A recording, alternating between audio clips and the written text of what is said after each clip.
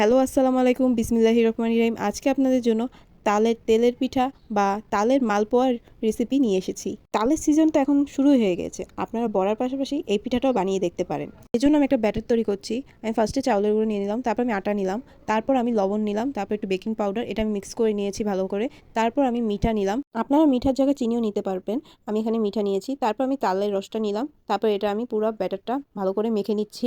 কোনো রকম দানা দানা না থাকে, ভালো করে মিক্স করে নিয়েছি। তারপর আমি এখন কড়াইতে তেল দিয়ে দিয়েছি। আর এটা আমি একটু আধা ঘন্টা মেখে রেখে দিয়েছিলাম। এখন আমি চুলায় একটা একটা করে দিয়ে দেবো। দেখুন কি রকম সুন্দর করে ফুলকো ফুলকো হয় আর কালারটা কি সুন্দর আসে। দেখেছেন কি সুন্দর হয়েছে। আপনারা যখন বানাবেন তখন চেষ্টা করবেন ডুবা ডুবা তেলে ভাজতে, আর তেলটা একটু ভালো গরম থাকে। আমি আরও একটা ভেজে নিচ্ছি এরকম করে। দেখুন কি সুন্দর ফুলছে আর কি সুন্দর কালার হচ্ছে। আমার সবগুলো ভাজা হয়ে গিয়েছে আর কি নরম কি সফট হয়েছে আপনারাই দেখতে পাচ্ছেন। আপনাদের আমার পিঠা ভালো লাগলে অবশ্যই একটা লাইক দিয়ে যাবেন।